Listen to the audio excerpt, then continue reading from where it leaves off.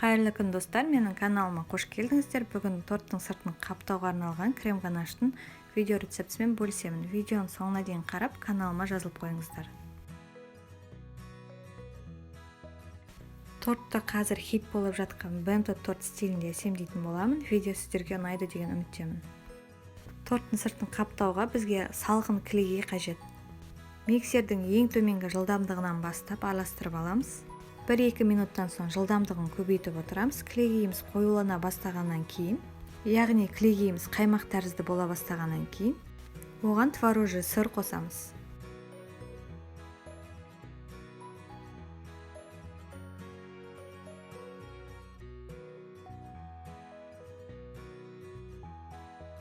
Творожный сырымыз жұмсара бастағаннан кейін, оған қант ұнтағын қосамыз. Осылай жиек-жиегілерін ортасына қарай салып, миксермен жақсылап біркелкі болғанша араластырамыз.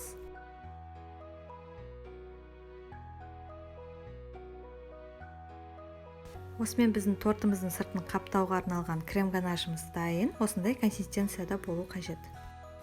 Тортымыздың сыртына видеодағыдай қалың етіп жағып шығамыз.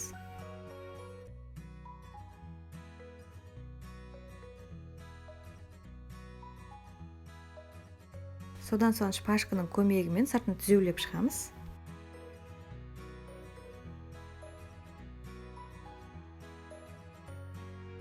Сонымен қатар тортты әсемдеуге және де жазуға 2-3 қасық крем алып қаламыз.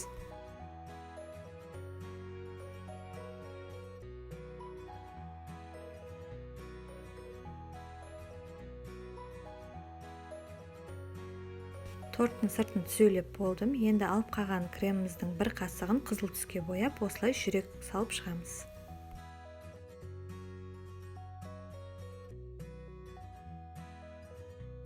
Бұлай тортты әрлеу өте оңай. Бұлай әсемдеу үшін кәсіби кондитер болудың қажеттілігі жоқ. Қызыл түсті кремімізбен жүректерімізді салып болған соң, ақ түсті кремімізбен, яғни боялмаған қалған креммен осылай жүректерімізді салып, ортасына қалаған жазуымызды жазып шығамыз. Жазуымыздың үстінен осылай қызыл түспен бір басып шығамыз. Және де ашық жерлеріне осылай жүректерімізді салып шығамыз. Осымен тортымыз дайын. Видео сіздерге ұнайды деген үміттемін. Видеоның соңына дейін көргендеріңіз үшін рахмет. Алдағы жаңа видеоларды жіберіп алмас үшін каналыма жазылып қойыңыздар. Сіздермен бірге болған Лаура.